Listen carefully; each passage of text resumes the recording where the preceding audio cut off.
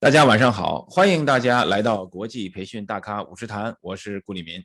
上一期我们非常荣幸的请到了 Dr. Clark Quinn 克拉克奎恩博士，请他给我们讲解了一些关于学习科学方面的一些基础知识，包括他特别擅长的移动学习啊，他在擅长的东西很多，我们时间有限呢，只请他给我们讲解了移动学习方面的4大特点，以及呢，请他借着上一期的机会，请他给我们澄清了一些个平常我们在过去的一些年比较热衷的，以及我们可能现在还在做的一些个培训方面的误区，从培训科学的角度给我们来进行了讲解，比如说721啊，比如说 NLP 啊，比如说这个微学习啊，等等等等。那么他的所有的这些观点啊，一共有16个误区，都集中在他的一本书里边。这本书呢叫做《千禧一代金鱼以及其他的培训误区》。以及其他的培训误区，那本书非常有意思。那本书呢，希望大家呢能够有机会借来读一读啊。那么，感谢 Dr. Clark Quinn 几十年以来在这个领域的贡献，坚持说科学，坚持探究学习的科学。上一期的话呢，有一些观点呢是对我们平常来发展中国家呢比较有一些颠覆。那么无论怎么样，我们想学习的科学才是永久的真理。所以呢，让我们在这个探究的真理上面啊，这个道路上一同前行，不断的进步，不断的学习啊，不断的交流。也希望呢以后能有更多的机会呢，向 Dr. Clark Quinn 奎恩博士呢进行学习。他也是个非常非常热心的人。以后呢，我们还会有机会呢向他进行交流。他的那本书也非常有意思，我正在看是否应该把它翻译给我们广大的中国的这个观众啊和有学习发展的从业者。请大家如果有兴趣的话呢，可以私信我，可以告诉我一下。今天晚上第41期，我们非常荣幸的请到了 Alex Salas。他是一名非常年轻的年轻的话也是40多岁哈，40多岁了啊。那么年轻的这个从业者，那么从本期开始呢，我们将陆续的为大家介绍几位在国际上比较知名的，甚至比较著名的，在学习发展理论的应用方面比较有突破性创新的，几位比较知名的，而且比较成功的几位人物呢，来给大家进行分享。他们的特点呢是普遍年龄比较轻，年龄轻呢，我是说是40岁到50岁之间。那么而且呢，他们的创新的方法呢，与因特网是离不开的。今天晚上呢，我们就请 Alex Salas， 请他给我们讲解他是如何利用互联网技术来培养课程合格的课程设计师的，以及在学习发展方面如何利用当今的这些信息技术，特别是虚拟技术等等，来满足组织的绩效的要求。同时呢，我们也想听一听他的首席精彩观到底是什么意思，请他来给我们定义一下。好，闲话少叙，下面我们就隆重请出 Alex Salas。Hi, Alex. How are you? Hey, how's it going, George? Nice seeing you. Thank you. Thank you so much for accepting our invitation to be on the Training Master Series. All right, it is an honor to be here. I mean, if I get to be part of the Training Masters, I love it. I love the theme, and I don't know if I have to fight a couple of monks out there, but hey, I'm ready. So. Great. I know you're a cool guy. You're very innovative in the learning and development field, and one of the rising stars.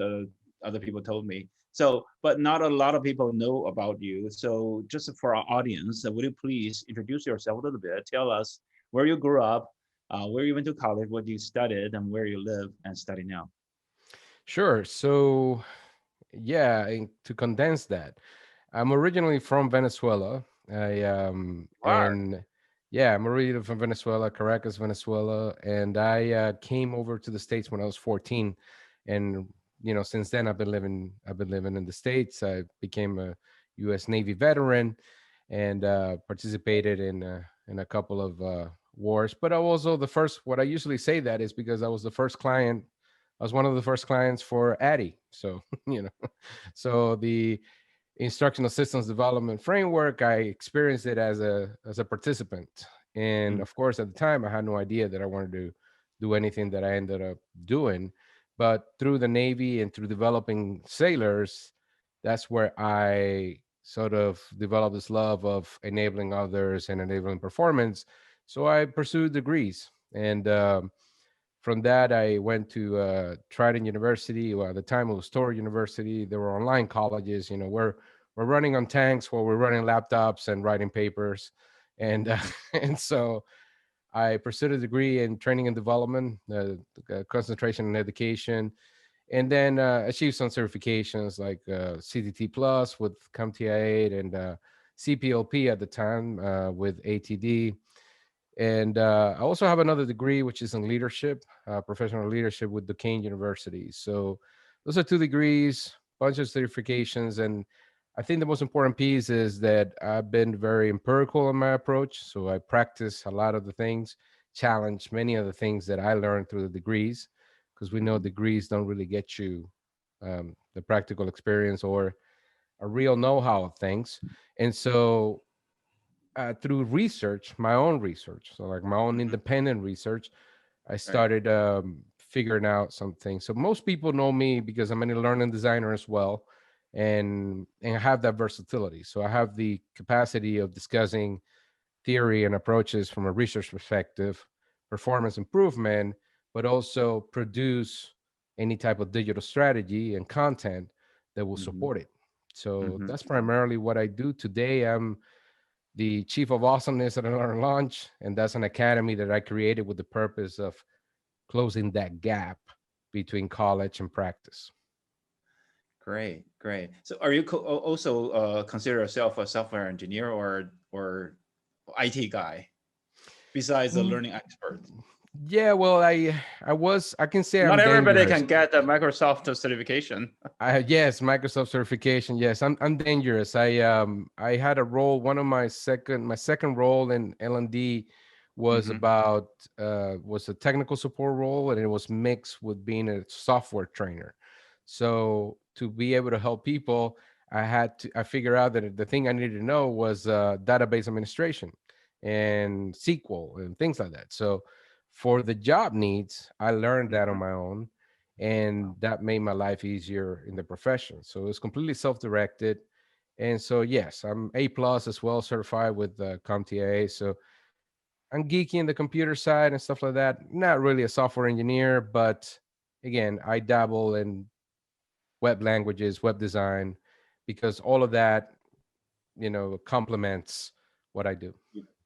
You bet, you bet. That background there does help your digital endeavors. So you just mentioned the chief of awesomeness. What is that? Is that a e-launch, e-learning launch?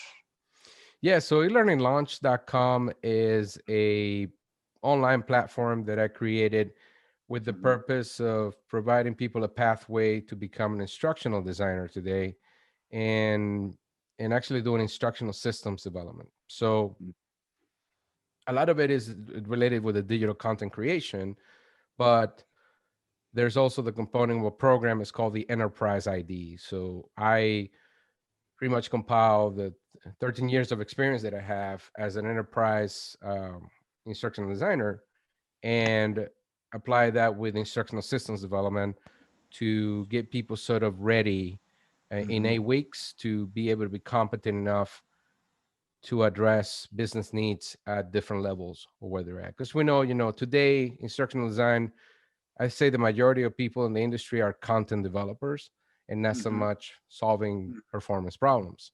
Hmm. So we give the whole gamut of things, and the whole chief of awesomeness things just giving myself a challenge. Hmm. So the ability, one, to create my own title, that's one thing. And so I Hmm. didn't want to be like, oh, chief of learning chief officer or chief learning officer or CEO. I was like, well, that's already done and whatever. I'm gonna be the chief of awesomeness, and then I have the challenge of bringing you awesomeness every time I do something. So I really love it. I really right now it's the in China we call them the 80s, the 80s generation, the 90s generation, and then the millennials. So you're probably so this title I really love it. It give you that that vigor and that motion and that curiosity to know yeah, what is in that. So let me go in there and find out. So eight exactly. weeks. Yeah. So 8 weeks, huh? Yeah, 8 weeks on the Enterprise ID program. We're actually running one right now. We just wrapped week 3, and it's a challenging week because the second week they just went through business needs analysis and learning performance, so Mm-hmm. behavioral performance objectives and Mm-hmm. aligning those things together. And that's something that usually not many people talk about Right. in instructional design programs. So Have you graduated? How many have you graduated so far? right now, I think the first cohort went, and we had about 21 people that Wow. went through it. And Mm-hmm. now this one is actually double. So it's like 40, 42 people going through it right now. Great. Are you And teaching? no one is quitting. So that's good. Great, great. So you are teaching them by you yourself? Yeah, so it's a live online cohort. It's basically what we're doing here. Mm-hmm. If we're using Zoom or anything else, Yeah. I bring people into a Zoom session, and we have certain activities that we do. We break out in groups, Right. and I'm not really professing a lot of things. I'm just putting challenges out there and then letting them loose, and primarily applying, adult learning principles. So Mm-hmm. the notion is, look, we got people here from all walks of life. Everybody Right. got different experiences. Some people are working already in L&D. Some people Mm-hmm. are teachers and they want to be in learning and Right. development. Right. So bring those perspectives together, work together as a team, and figure out and look at the design frameworks and tell me what would work in a business and what wouldn't. So in those perspectives, then we debrief, and that's kind of like the flow of things. Are they already instructional designers, or are they No, totally blank, no, no, no. or can just Some people start from are scratch? learning and development, let's say specialists, right? Okay. Some people actually are managers. Like in this current cohort, we have some people that are managers in learning and development, but Right. they never heard of instructional systems development. They never heard of human performance technology. Oh. So, and this is a common thing in the industry. So when we have to understand that when we look at job posts out there, right? So if you go look at a job post for instructional designer, Right. 90% or 95% of that post is Mm-hmm. going to be about content development, Mm-hmm. and that doesn't necessarily address a business problem.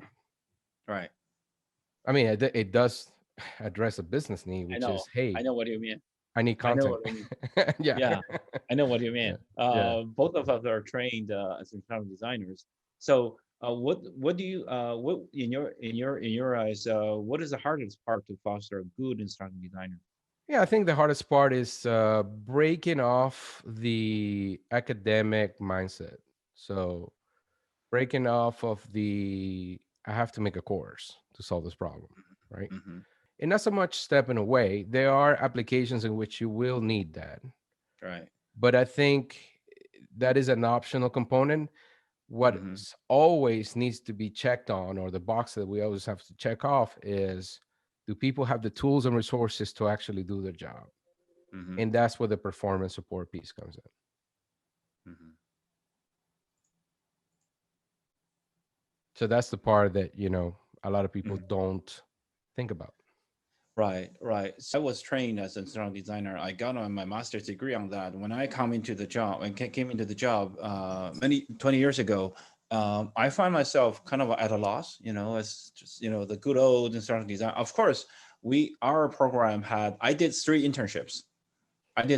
So I had a very good leeway, or transition, a buffer zone there from the the science of learning and the academia world to the business world. So I had that period, but not everybody was lucky to do that. And even that, when I got to the job, I kind of at a loss. At that time, late 90s, I was also required to do my own programming, line by line coding, all Mm, that, because at that time yeah. there's LMS just came out, and then we call the e-learning data farm.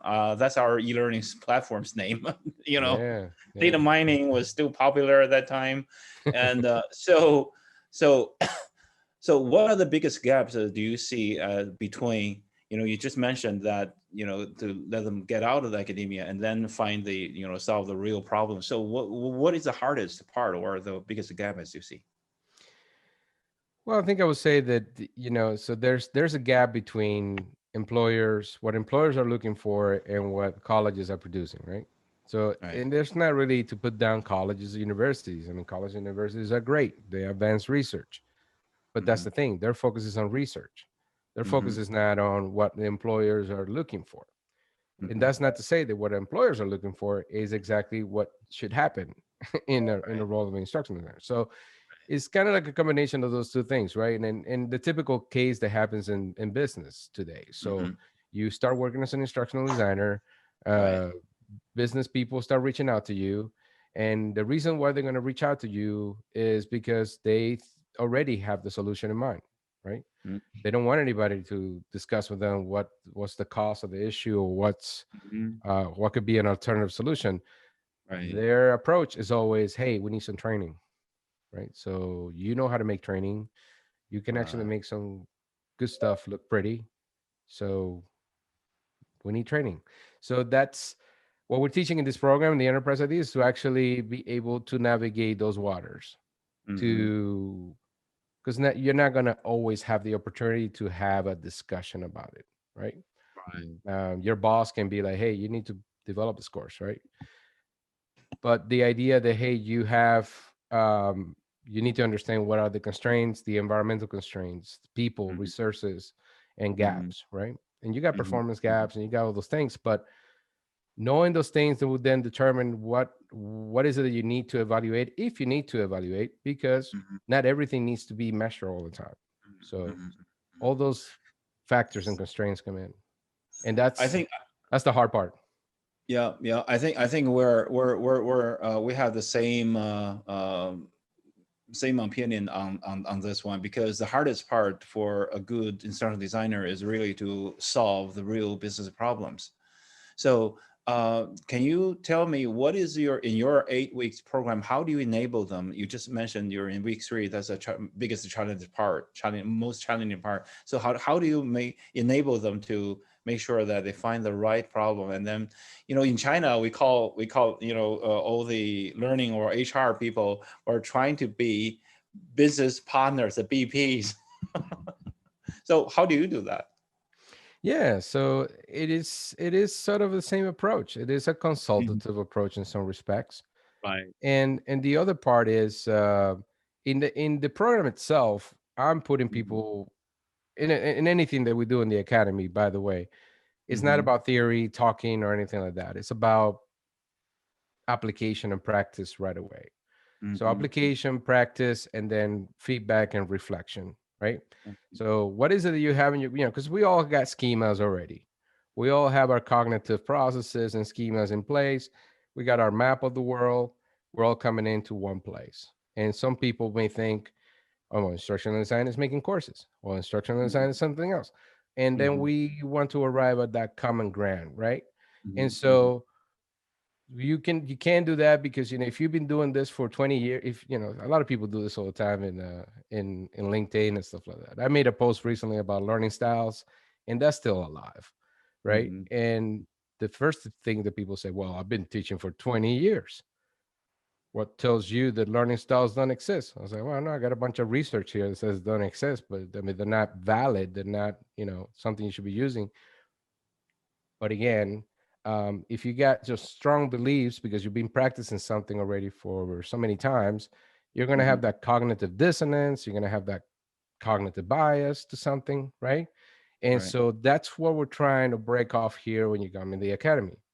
There's a Mhm. process in the first 3 weeks where you have to like see the light, Mhm. Mhm. Mhm. So now when we get to this point where you start looking at a statement, a request, let's say a training request. I have people in groups read a statement request and then come up with what's the problem here. What are they asking? What are the key things that people are saying, right? And so an example of that would be, we need to do something by next week, right? We need to develop Right. people by Oh next week. God. Okay, that never happens. But okay, it's my next week. And who are the people? Who's the audience, right? So we go back to Right. the Maggers thing, right? So audience, behavior, conditions, degree, Right. and degree of performance. And that's usually the thing that's missing in a lot of learning objectives. So, what is the degree of performance? Are you going to measure this? Yes. Okay, well, what are you measuring? because Mhm. saying successfully completing something, that doesn't mean anything. What is successful? You have to establish that criterion, right? So yeah, so those are the basics, the fundamentals. And it's Right. important because if your analysis is not right, if your needs are not determined correctly, Mhm. then nothing else is going to work. Right. Everything else is aligned, right? So Right. you Everything can't else align will fall objectives to apart. something that, yeah. So you're going to be spinning wheels. And that's usually Right. what I tell people is, okay, great. You're going to fix this with a course. Here's what's going to happen. Six Right. months later, the same person's going to come back to you and ask you for training again. Right. So that's kind of like raising that awareness is the important thing. Right, right, right. I really like 2 points. One point I want to jump out of it a little bit right now. I just want to say one thing to my audiences in front of camera. Excuse me. Just now, Alex pointed out one important thing, that is a lot of instructional designers, they're content developers, and a lot of times when they get the project intake and then well, the business leader, when they come to the training department, they have already had a solution in mind. They just want you to convert their solutions into a training course. But are their solutions correct? That will differentiate you're a good instructional designer or just a mediocre instructional designer. Am I right, Alex? Yeah. I definitely think, and I like to, in this, in these days, we got to make a distinction too. I think because it's an important piece there. In the Yep. 70s, we had the ISD movement, which is different than being just an instructional designer, right? So, an instructional systems developer, you're Right. not just thinking about that one problem, but you're Right. thinking about that problem and its repercussions throughout the system, right?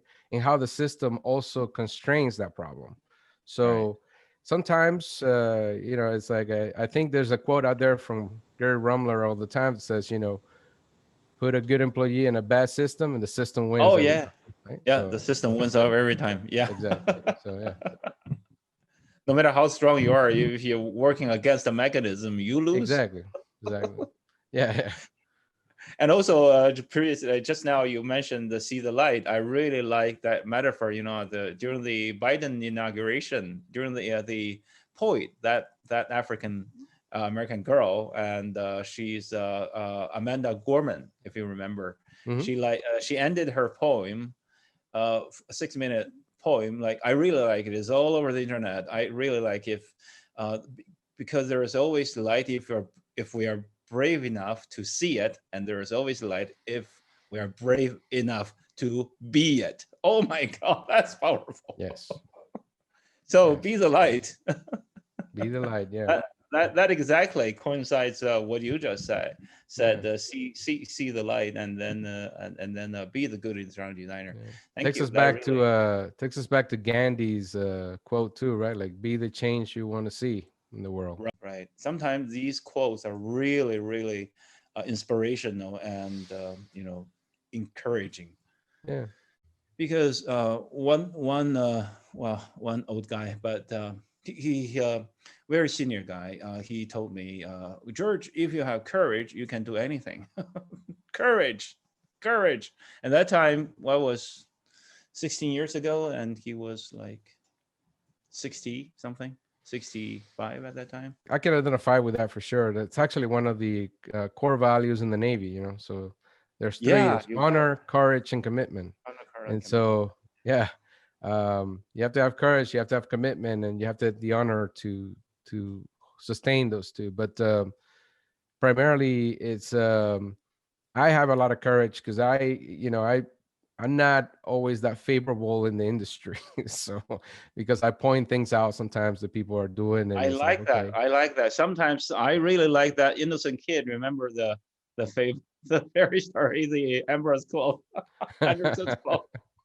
So yeah. the Emperor really has nothing on. I really sometimes I want to be that kid, so I'm not favorable either. Probably I don't know. Well, speak the truth. Only speak the truth, Yes. and then that Yes. will only truth will prevail. Nothing. Yes. Otherwise, everything else will be a fad. Absolutely. That's where yeah. And in the industry you have to make a choice too. I feel anyway. I Right. was involved heavily in many networks like Mm-hmm. ATD and Learning Guild and all that I stuff. see that. And then I just made a decision. I was like, no, I gotta stay true to what I'm doing. So regardless of whether this is going to be more Mm-hmm. marketable or not. So we have a lot of vendors that are just concerned about selling their ideas and being marketable. And that's not my point. My point is to do the best there is for the greatest amount of people. And in this Right. case, we're helping the people that want to become instructional designers. Because I always say to them, anybody that comes to the program, I say, look, what you're learning here is going to be the highest level that you can Right. apply. That doesn't Right. mean that you're gonna get into an interview and you're gonna start Right. belittling people with, with what you know now. Like And you guys don't it know what you're is talking about. right. And it if people do that, we can't blame them because they everybody's praying for financial independence, and there's a lot. It's the same in China. A lot of people Right. sell their ideas to make money, to Of increase their course. marketability. So it's nothing to blame, but I think we're just different. For instance, I'm doing this TMS training master series, not making money. We're investing a few million RMB into it. That will be a half a million. I mean, less Yeah. than half a million US Yeah. dollars a year to do it. I mean, that's a lot of very expensive, and we have a 10 people team. We don't make money, but why we're doing it? People keep asking me, why do we do that? I'm not making money. I said, I don't know. I just feel I should. It's a combination of passion and devotion to what you do. So I think at least for me, is that I do learning expert talks the same way, and not everybody gets invited, and the people that get invited, so I invited some big names sometimes, and then that's why I know who's real and who's not. So exactly. To be honest with you, at my early stages, I saw your multiple series of interviews on YouTube, and I was inspired, especially the one with Bob Branson, and oh yeah. also, and then now you're very hard working on the learning expert talks, and that's Yes. very well received. Also, so far you have like 12 episodes already Yeah, it's published. about, yeah, 11 or 12. Yeah. Tell me a little bit about that. Why do you do that, and what is it? So, what's your purpose? And Well, I think the inspiration. So, I think if we look at the background of things, right now, there was the first series that I made, which I was president of the ATD chapter, Association for Talent Development chapter, mm-hmm, over here in Orlando. I was president of that for about 18 months, and I created a series called Off the Cuff, and mm-hmm. that started that That's the one. notion. Right. That started that notion of having interviews with people that were involved. But I started looking at things and I'm going, okay, few things. So first of all, on a regular basis on LinkedIn, we have the Mm, issue of democratization, right? Anybody can post anything online today. And many right. people are getting the wrong information and Mm-hmm, disseminating the wrong information. mm-hmm, So, and it continues to pervade it in different places. So what's a person that wants to become an instructional designer or practice learning and development supposed to do if they Google something and the first 5 or 10 results is all wrong information? So I mm-hmm. started seeing things like Bloom's taxonomy, and posting about Bloom's taxonomy and still referencing the 1956 original taxonomy, which is just based on teaching to the test type thing. Mm-hmm. Doesn't really help in performance, to be No. clear. And so many people are posting things like that. On the second hand, then the pandemic happens, right? So the pandemic Mm-hmm, happens, and I get it. A lot of people either lost their jobs, or some mm-hmm, people didn't find themselves to be competitive in the world anymore. So they became coaches, they became ID mm-hmm, coaches. mm-hmm, And I said, mm-hmm, okay, well, that's great. People that can mm-hmm, help other people become instructional designers. And as I mm-hmm, started looking in the background of these people, there's not really mm-hmm, anything substantial to look at. mm-hmm, So a 23-year-old that only has one job, not even as an instructional designer, mm-hmm, maybe training, and had like 2 years of experience, is going to be the coach of people that need to become instructional designers. I just find that not to be substantial. That's all. mm-hmm, I'm not saying that it's not possible, but mm-hmm, it's not probably the best approach. And then I started seeing people posting things that are just way off, right? So supporting learning styles, talking about Addy, like, oh, don't do Addy, do design thinking because design thinking is iterative and Addy is not. And I'm going, well, no, I did the research on Addy and has been iterative since 1992 by the Mhm. Army and the Air Force. So what are we Right. talking about? So Right. that's what inspired Learning Expert Talks, Mhm. which is a different series on my Star Learn channel, my own channel. The first Mhm. series was part of the, me being part of ATD. So that's the inspiration there, and I do it because it's needed. I think Mhm. it's, I guess in my thoughts is Mhm. someone Mhm. needs this. So let's Right. give it. Right. What is your plan? How many episodes are you gonna do, or just indefinitely right now? I'll You keep it going. know, Yeah, just I'll keep keep it going, right? going as long as I can. As Really, long as you feel. there's a few there's more people to talk to, and I would love to talk again because I had a great conversation with Don Norman, who's like the father of UX, when I did before. So I look forward to maybe revisit and touch base with him. Mhm. And Mhm. that's an interesting concept to know, right? Because Right. when we started talking about instructional design and we started talking about ISD, there was no Right. notion of UX, right? So that's an interesting intersection to bring in, and Mhm. based on all the technology that we have developed since then. Can you tell us a little bit about that? Well, yes, it's the, as I see it, we had this golden era in the '70s, right, with Mhm. ISD. Mhm. Systems approach to training, which started with Silverman's in 1965, around there. And really, it comes from the engineering processes in the military. There's still some kind of black hole there that we have to get into and figure out where things came from. But the biggest reference that we have of the ISD model is the inner service procedures for instructional systems development, which is Branson's model. Mhm. And that model is what gave birth to Addy as we know it. Mhm. And an interesting fact there, or interesting topic there, is that behind all of this was Mhm. Robert Gagne. Right. So Robert Gagne was already established and really famous guy at that point. So he was just helping Branson in the background, but it's basically red ink in everything that Branson was doing.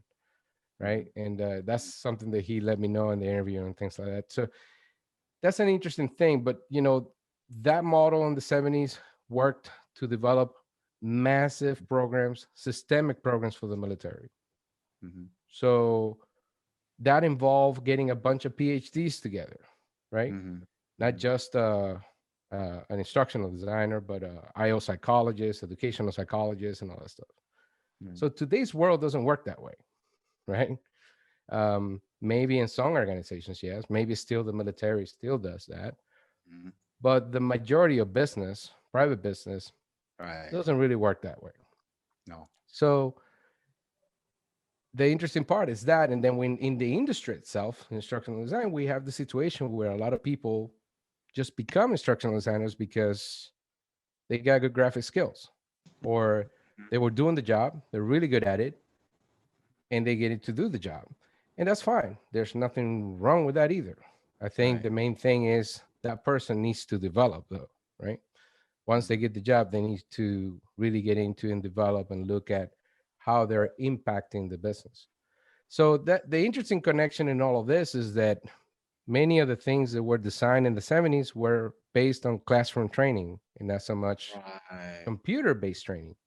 And then Mhm. when we did computer-based training, we're referencing just computer, not the internet, not Right. online. Right. And so today we have so many avenues, so many apps and Right. technologies that now are getting exponentially put forward, right? Like VR and AR. Yep. So UX, in my take or what I've seen from the work of Don Norman and what he's Mhm. doing with the Jacob Nielsen as well, with the Mhm. Norman Nielsen group, that has, if you look at a lot of their materials, a lot of Mhm. it has foundations of the systems approach to training, Mhm. and it is incorporating the other pieces of the user experience. Mhm. So I think for Instructional design, that's the next frontier, sort of the next frontier that needs to be explored. Great, great. So you just also mentioned, so UX is a software, is an application, is something that Yeah, we can so use right so away. there's another misperception about that, right? That happens Hmm. too, just like anything else. Hmm. So UX in its at its core is based on a systemic approach and user-centered approach. Hmm. Actually, Don Norman advocates for designing for tasks, which is Hmm. which is leverage and equivalent to HPT, right? Hmm. And is he also advocates for designing for systems as well, with the user in mind, though, which Hmm. is which is part of this a different component.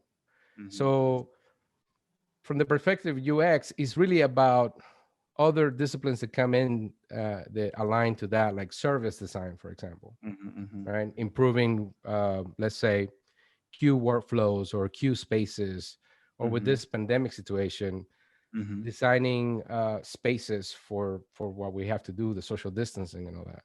Right. But a key thing that I think is going to help tremendously going forward is universities need to change, right? The spaces that Hmm. universities are running on are antiquated in many Hmm. cases. Hmm. So when they develop new spaces, we can see some great improvements. But Hmm. many colleges are still running with auditoriums and lecture based stuff.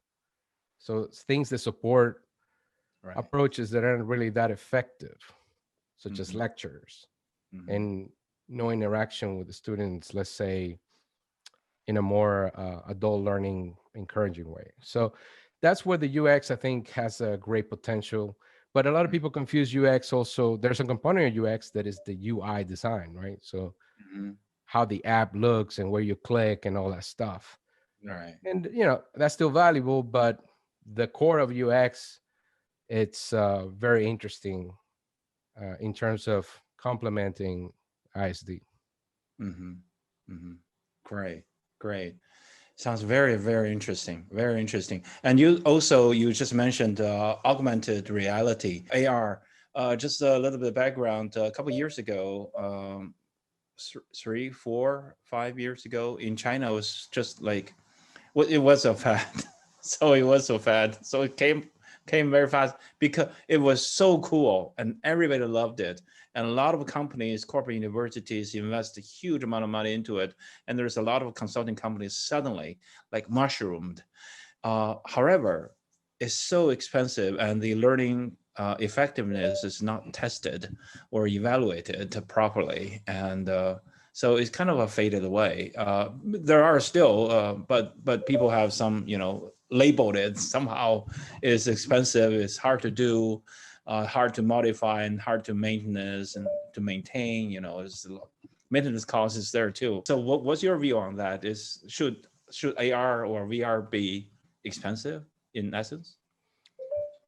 So that's an interesting question. Is an interesting proposition. I think there's a spectrum in the practice in Mm-hmm. the application of these technologies, and just like the theory of technological determinism and social Right. determinism, meaning that how technologies advance change the way we act, and the way we act change how technologies are developed.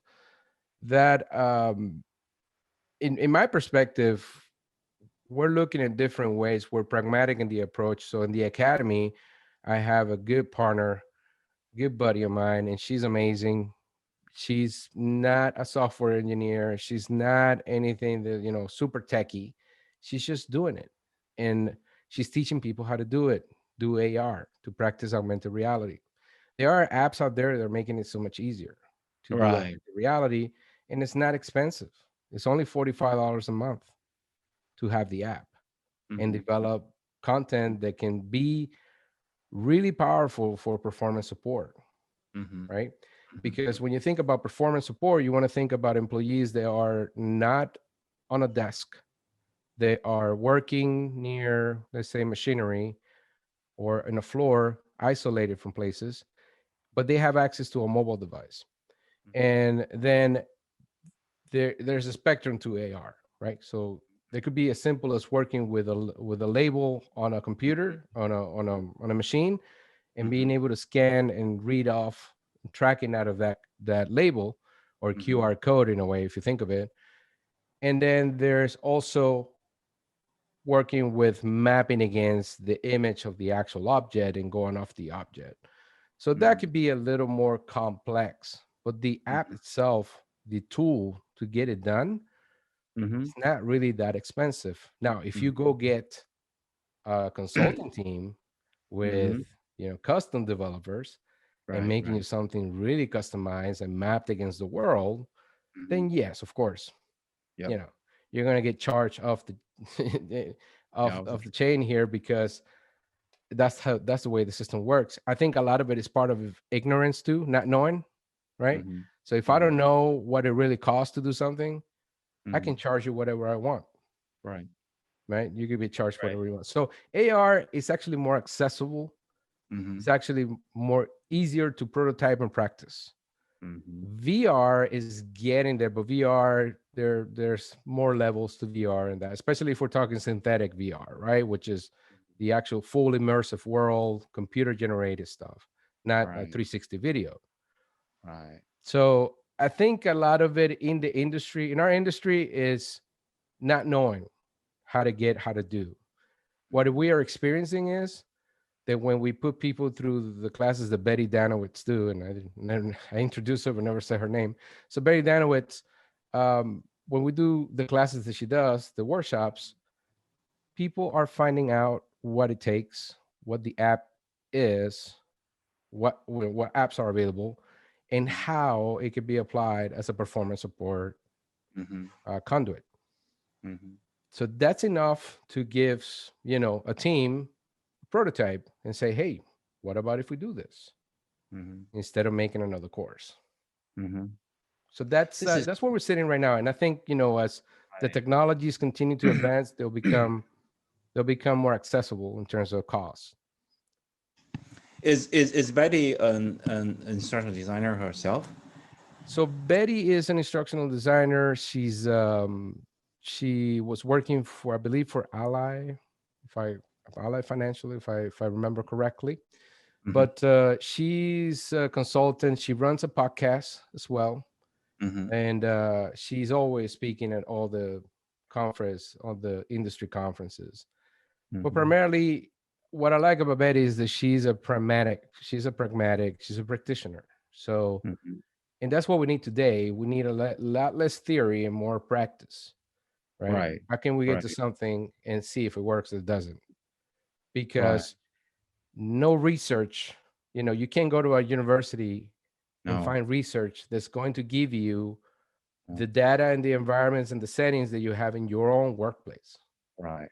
So yeah, you can get informed by based on some research. That's great. Mhm. Mhm. But when it comes to where you're working at, you're the only one that has access to that. So Right, right, right. They're the pioneers yeah, to some extent.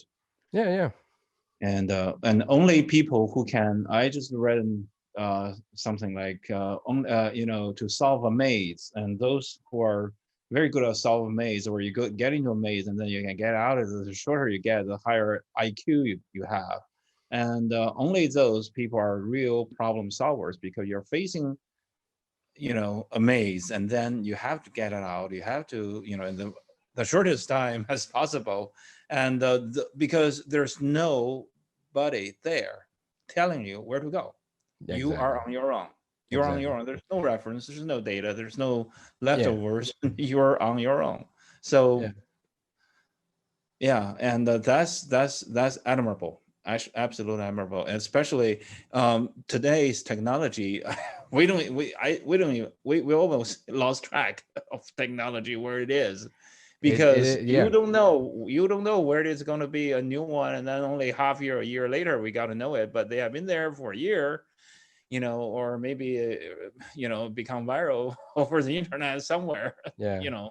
I'm telling you that I'm sad and unhappy. I think you and I probably have a better appreciation of all of this because again, you were writing your own code and stuff like that, and I Mhm. started working with with That was many years ago, so I yeah, forgot exactly, all many about years it. But ago, and I started yeah. working with with my own web pages and things like that until I found, Captivate or something like that, or then Storyline.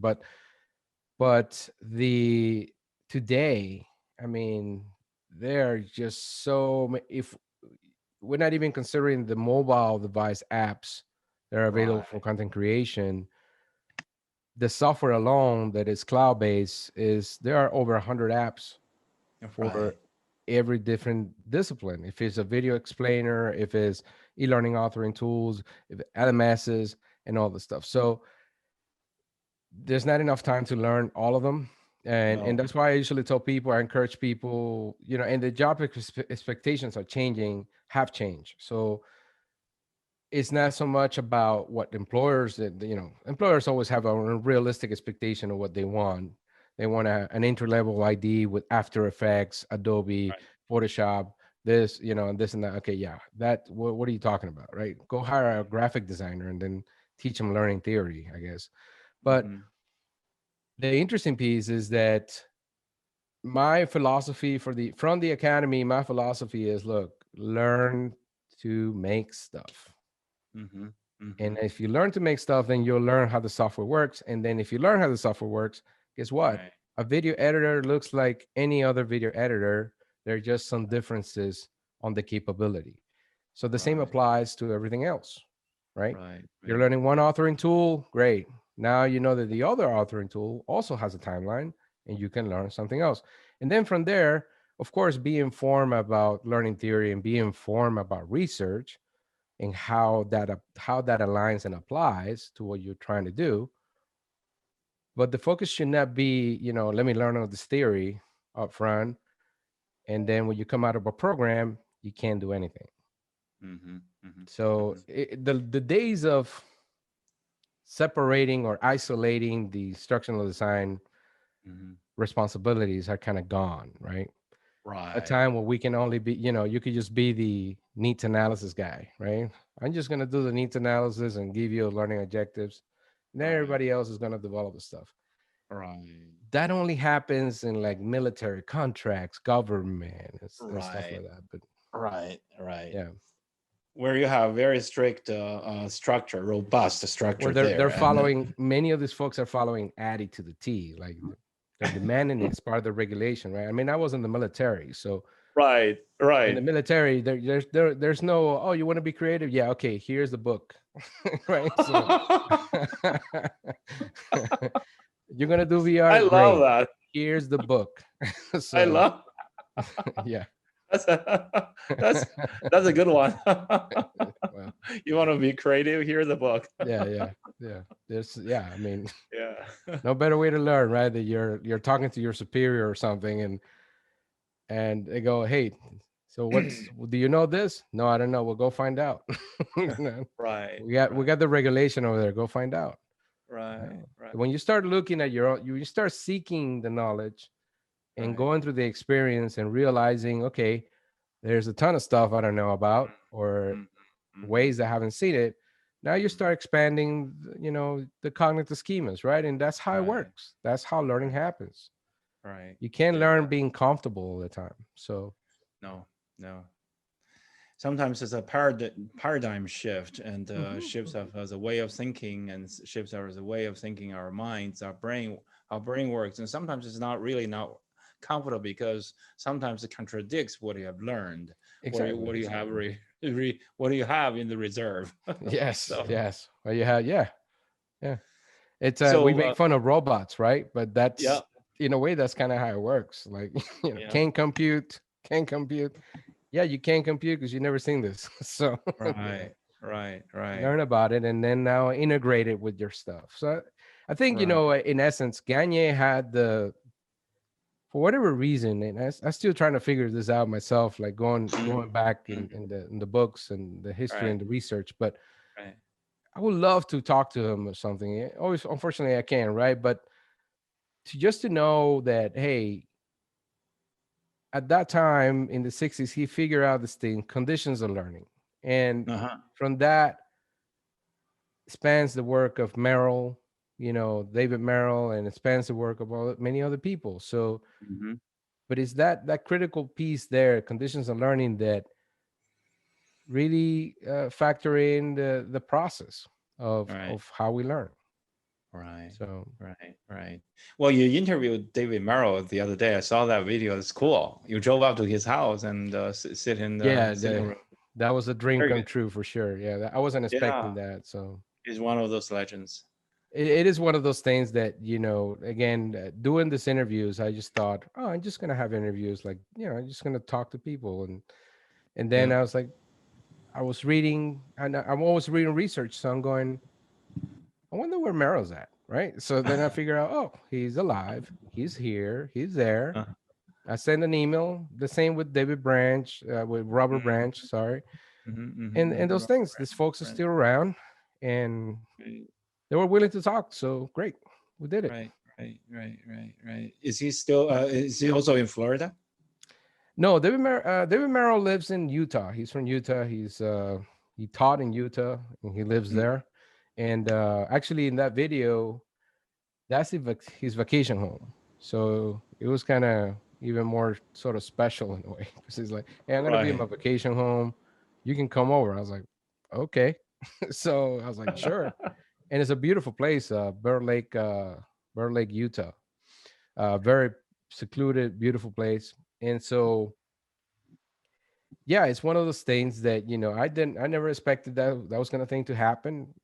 I'm glad it happened. It's a memory that, will never go away. He's actually involved now. He's back in the industry in a way. He is. He He was is. doing an interview. He was doing a workshop with Allen Interactions, I think I saw. Really. Hmm. Wow. He's doing a Wow. workshop on his principles of instruction. So yeah. Great. Yeah. Yeah. Yep, great. I since you're doing, have you come across there's a book by Rita Ricci, The Legend of Ganet. If you're doing research on that, have you come across that book, No, no.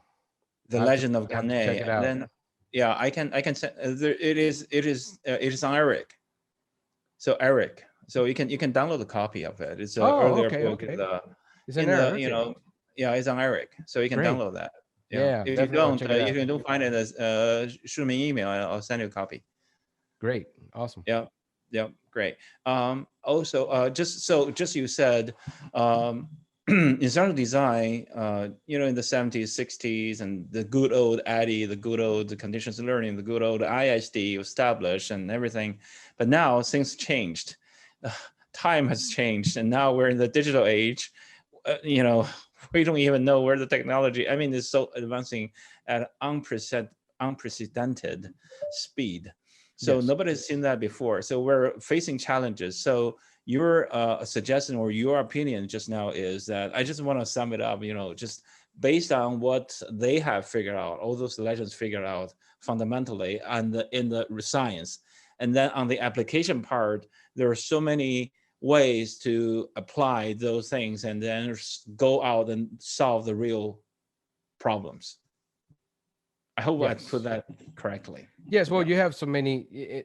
The most interesting piece on this is that these guys are from academia, right? And then there were business practitioners that kind of really drove things forward. So one of those is Gary Rumler, Mm. and Gary Rumler, I still looking into this, but Gary Rumler was not in academia, and it was running parallel to anything that these folks were saying.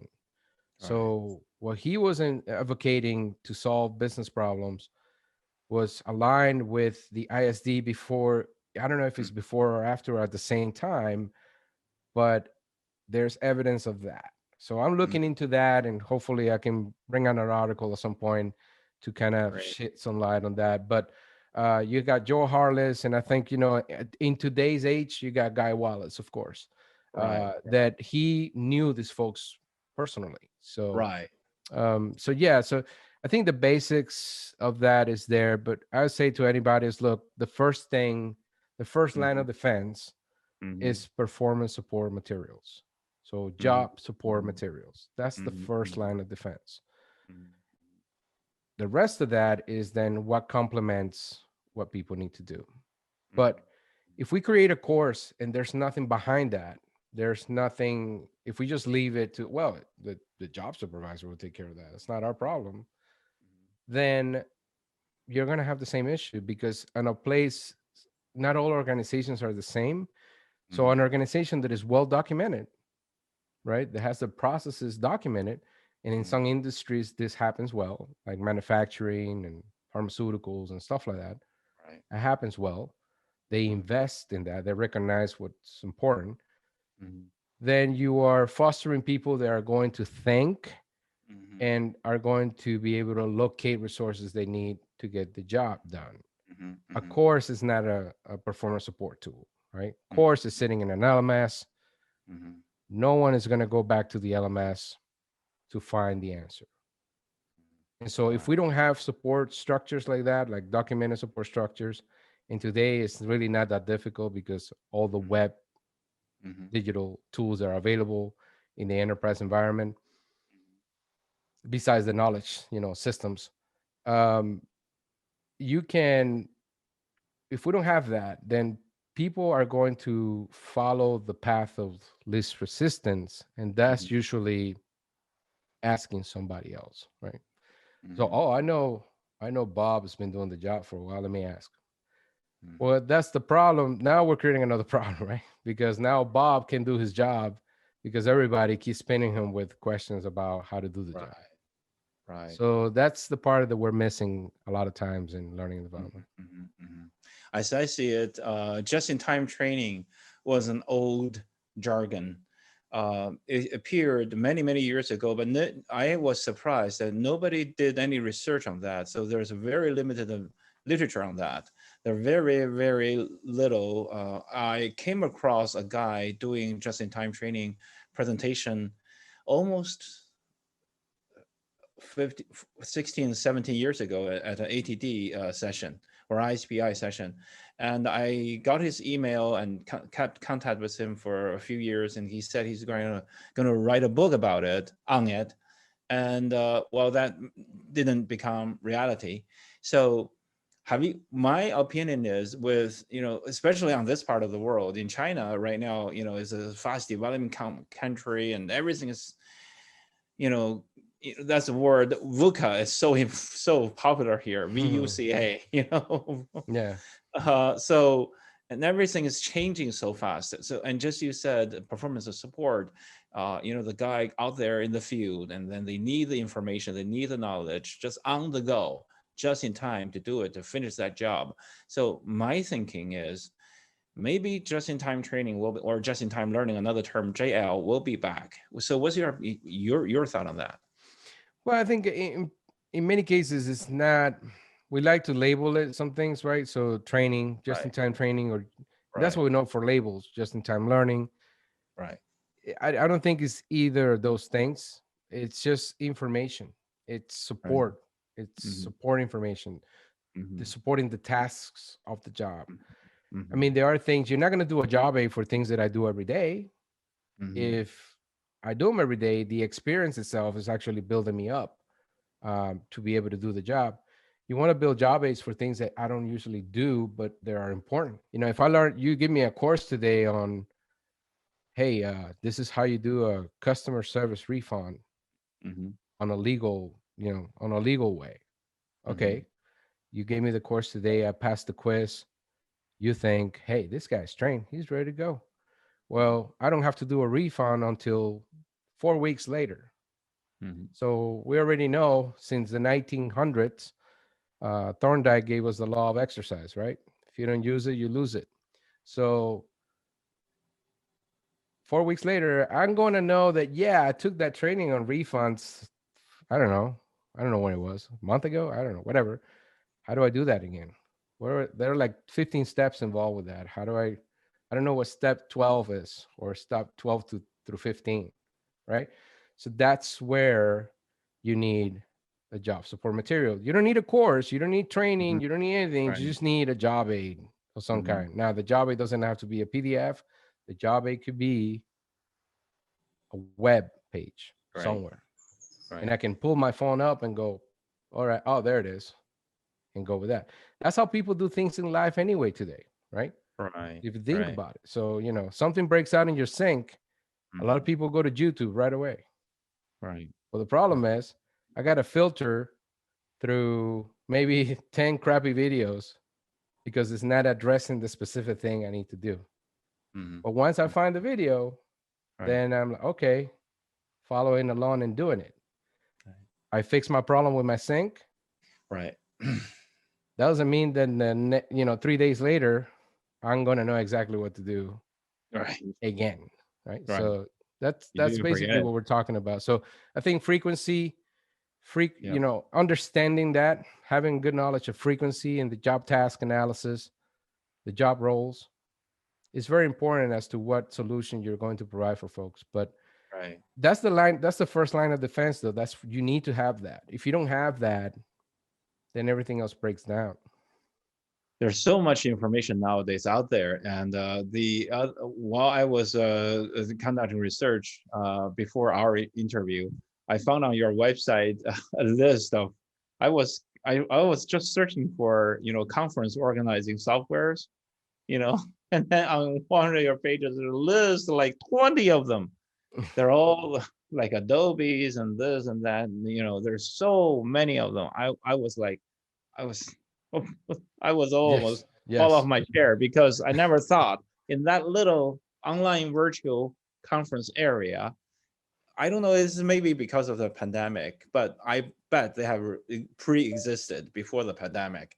I mean, there are so many vendors there, and this is just the major ones. Yeah. And then the other day, I worked on that with another platform over in Sweden, and then they list me, oh, gosh, bunch of so many e-learning platform providers, and by categories, there are so many of them, 100 of them at least. I mean, the important ones. Of course, there may be way more. Oh yeah, yeah, no, absolutely. And so that's the challenge today, right? You got Right. cognitive load is there. Yeah. You have a lot of TMI situations, too much information or wrong information. So that's the challenge that we have today. It's like getting people Right. the right information, because it would be great if Google actually, which is the most popular search engine right now in the world for a Right. while, it would be great if it if it ranked the pages not by Mhm. clicks and views, but by authenticity of the content. Exactly. Exactly. I don't know they have that nowadays, but that's one of the very very important criteria. We're coming to. I know you're running short on time, but I do want to ask you. Having one more question is important question is, right now we have so many technologies, and a couple of years ago I came across a technology developed by a student, an international student from India at MIT. He's an MIT master student maybe, and at one of those TED talks, or even before TED age, he came up. He used that mouse, and then he dissolved. I mean, he just took it apart, and that's two rows, and then he somehow made the projection go away. I mean, everything. I mean, make the screen go away. Anything that in our lives, like the cell phones and everything, anything screen can be go away, can be gone, because he has this. If you have that little, projector, and then you can dial, you can project your cell phone on anywhere, and then you can dial. So all these and then of course AR and VR and all these technologies. So my question to you is, what do you think the future of learning will go? You can answer in different ways, but I think it is a very important question, because to me, I think learning in the future probably will be replaced by implant. So I just throw it out there. So what's your take on that? I mean, so we You're a know that Elon psychologist. Musk is working. Elon Musk is working on the chip for that, and Right. that makes sense. I mean, we can alter the functioning of the brain Mm-hmm. through that, but outside of all of that, I mean, for L&D, for learning and development, right?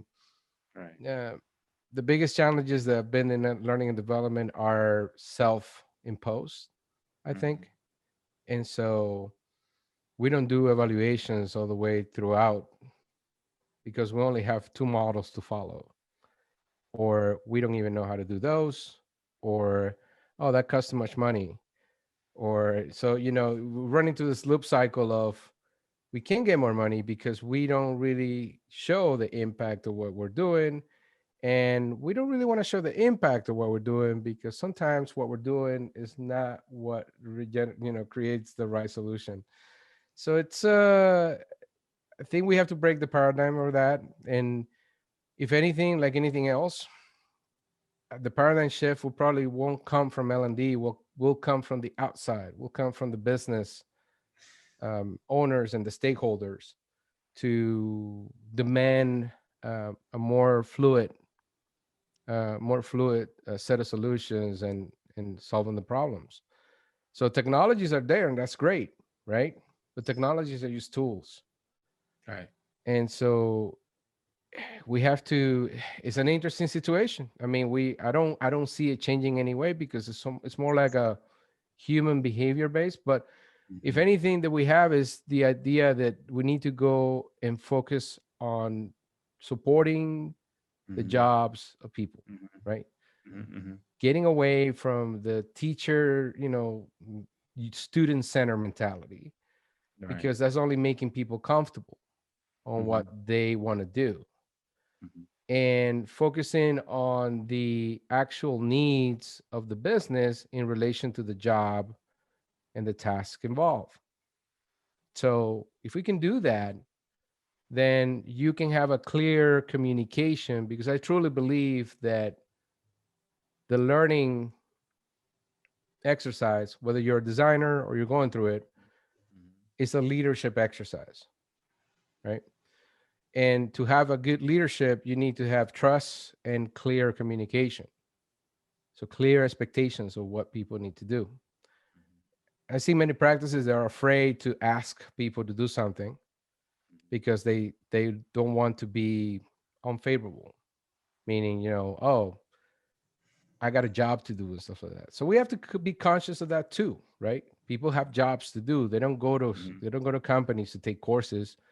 They mhm. don't go to work to learn stuff. They go to work to get work done. And by doing that, by those experiences, they learn how to progress in Right. what they're doing and their career ambitions. So I think our paradigm shift needs to be, based on those needs specifically, and Mhm, then apply what we can do to make that better, not just do what we want to do, mhm. which in many cases, a lot of people just want to make courses or do VR for VR's sake, right? So, Right. Right. Right.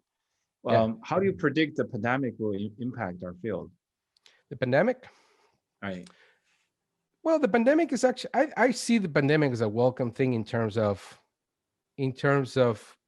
Mhm, inciting that change, mhm. because VIoT or this type of scenarios, right? Virtual communications, we're always seen as it's a cost saving solution, Mhm, not as a effective way of doing things. So I guarantee you that if we knock out, if the pandemic is completely resolved, there's no concerns, and we go back to the way we were. mhm. In 2019, the ATD industry report still had IoT as like a 70% of the dominant delivery methodology, right? Right. So we go right back to IoT being the predominant thing.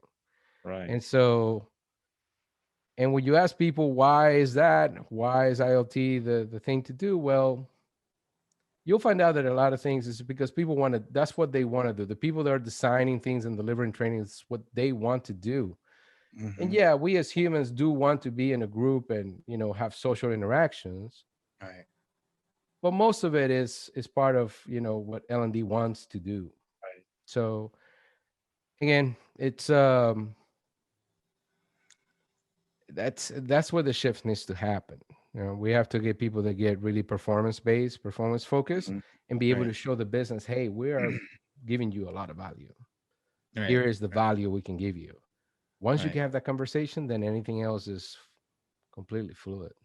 Mhm. If Yeah. you had a chance to start all over again, what would you have done differently? I know you're still in the like the younger life, younger stage of your life, Oh, but no, no, no, no. I'm about to, yeah, I'm close to 50 now. So yeah. you are. Oh, get out of Yeah. here. Get out of I here. don't You think I'm are gonna not. be I don't think I'm gonna be hey, when I wake up in the morning, I know how old I am. So You don't but look like that's a compliment. yeah, yeah, yeah, right. But I say no, do things differently. That's always a hard question because yeah, I don't know what the It outcome is. will be if I did it differently. I think if I Right. did it differently, the outcome would be different, right? Yeah, I Yeah. wouldn't be the same person here and doing what I'm doing. So there were mistakes that I made, and I learned from some mistakes I made that I didn't learn from done, and I probably repeat. But I think if anything that I would consider at this point that should be different Hmm.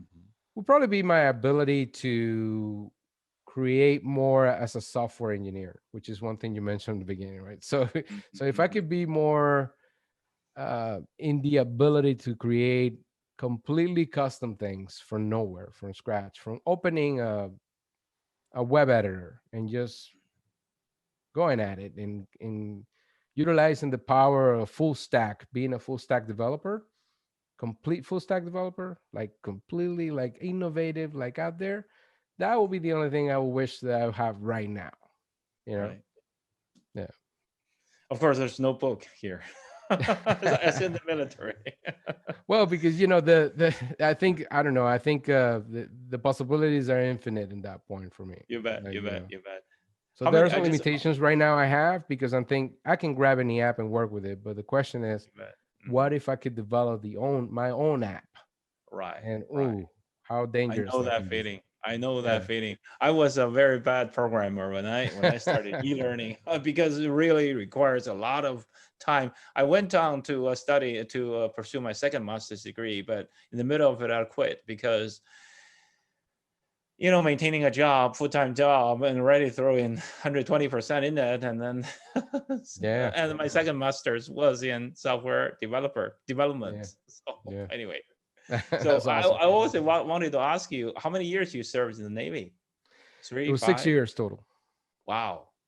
Yeah. And you're stationed in East Coast or West So I was overseas? attached to Marine Corps units. I was part of the Second Marine Division. I was a corpsman, hospital corpsman in the Navy. Mm-hmm. The Marine Corps does not have their own medical units or medical support. So the Navy provides their staff for that. And so I Got was known as they call a field medical technician or a it. field medical corpsman, combat corpsman. So I was trained in the ways of being a medic, if you would. Mhm. We Right. don't like that term because services got their own tribes, right?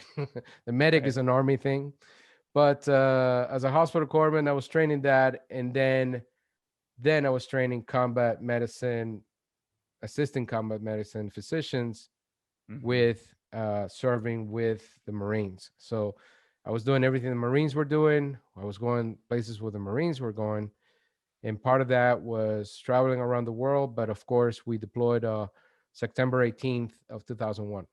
So Hmm. Hmm. Hmm. so Hmm. we were one of the first troops out there in taking over the airfield in Afghanistan. Wow. Wow. That's a hell of an experience, and very few people could have. I mean, and then they moved into learning industry. I I can mean, tell you with your background, there's no course or training program that prepares you for of that. course, of course, of course, it's all in the field. That's why you focus so much on solve the problem in the field, because when you're in those situations, and probably, well, not probably for sure, there's no book about it. Go and Right. find out yourself, Right. and then all you got is from your commander or your supervisor say, "Get it done. I don't care." Probably. I've seen those in the movies, but I guess it's true, right? Yeah. Well, it's I got to say that it's not so much I don't care. I think Right, that right, right, right. Of course. there are cases like that, Of course. but that's all on the individual. I think in general, the principle of leadership Right, in the military is you earn it and you build it, right? It's right. not given to you. So, Accountability. Right. is that something I had a lot of appreciation for? So, a lot of people always know the military as what they see on TV, and it's Right. usually boot camp, right? So, but when you get out of boot camp, the military is just like any other job. You go to work and you Hmm. get work done. Right, And right, so, depending on what your specialty or your job role is, right, right, sometimes that involves that you are, shooting people or people shooting back at you, or you're hmm, saving lives. In my right, case, that's what I was doing, saving lives. Right, right, So right, right, right. Great, great. So your background in military and well, your early background in the software and the IT field, and then in the field in the military field, and then they'll combine. That really gave you a lot of power, built in a lot of power for you to be in the learning because in Chinese, the word training, I always tell my students the word training it comes from military training, and the word in the corporate world in business training, there are two different set of words in Chinese. One is just training, like you train war times, and then you train your soldiers to save lives, to have those combat skills, and then to conquer the enemies and to win the battle. But in peaceful times, you train your employees and go out to the competition, to go to the competition, to beat your competitors. So they're the same thing, same job, but different times, but they're termed differently. One yeah, is in 训练, the other is 培训, and 训练 is is training, training and training. That's it. And then you practice a drill.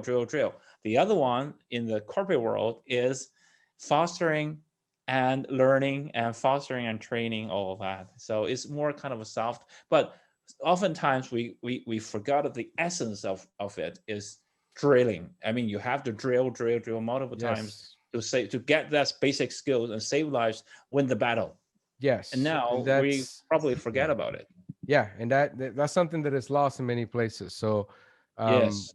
key thing, we may be sitting out there on a ship in the middle of the Gulf, out there in the Persian Gulf or something, and so we're sitting out there, and all of a sudden it's like, hey, mass casualty drill, you know, we got a bunch of people, we got a bunch of people hurt. What are you gonna do? Right.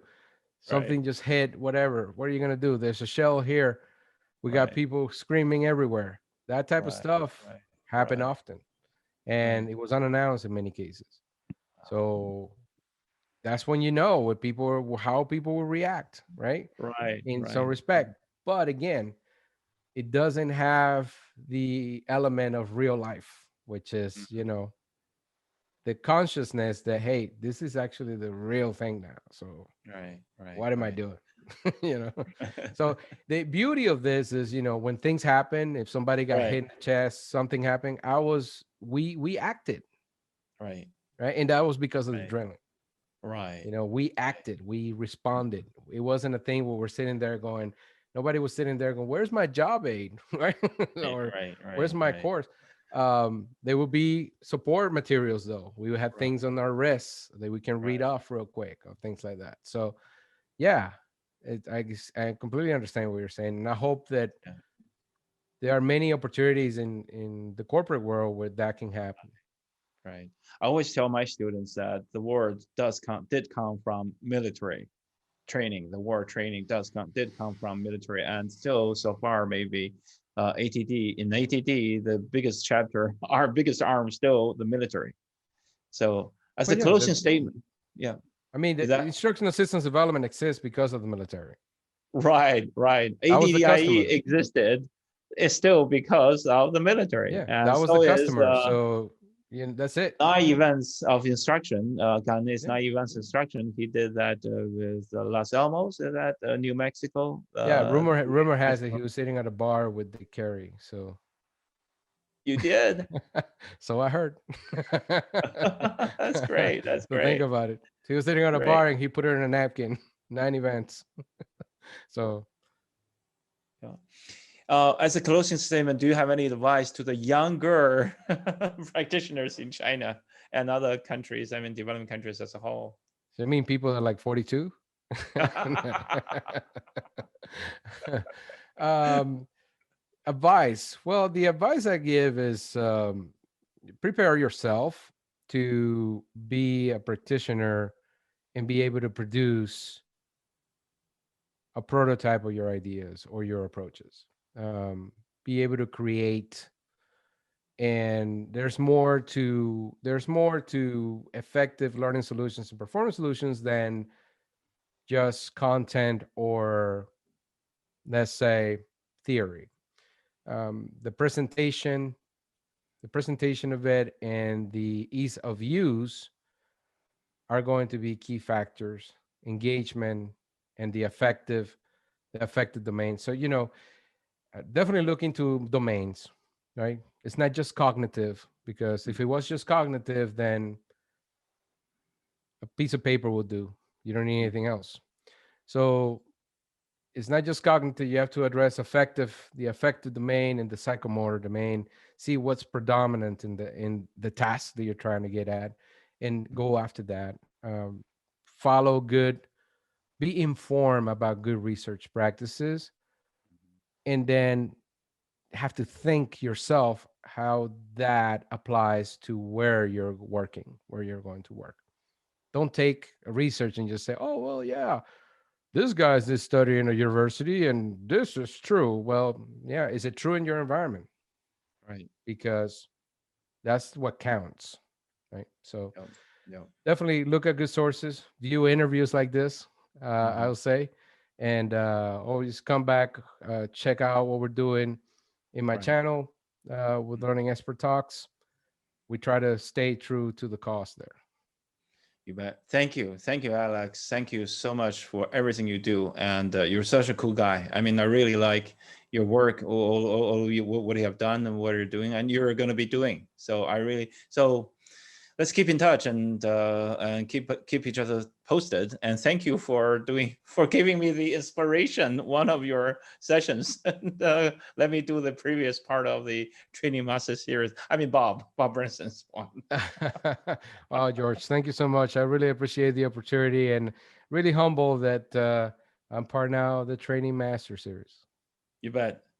Thank you so much and stay safe, Alex. All right, you too. Bye bye. Bye-bye.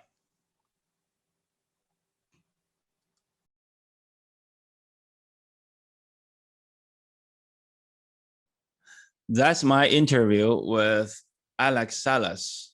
I don't know about you, but I feel very energetic because he did demo us how to apply the internet technology to foster his very competent instructional designers, and how does he help organizations using internet technology.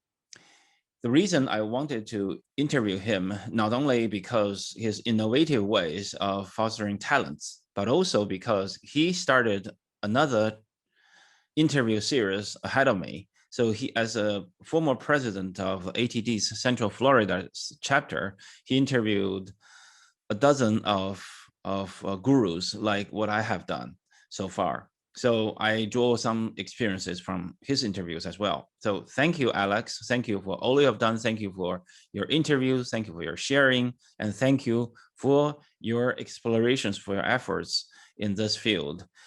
Please please stay cool and stay innovative. We expect to hear more from you in the future. Thank you again.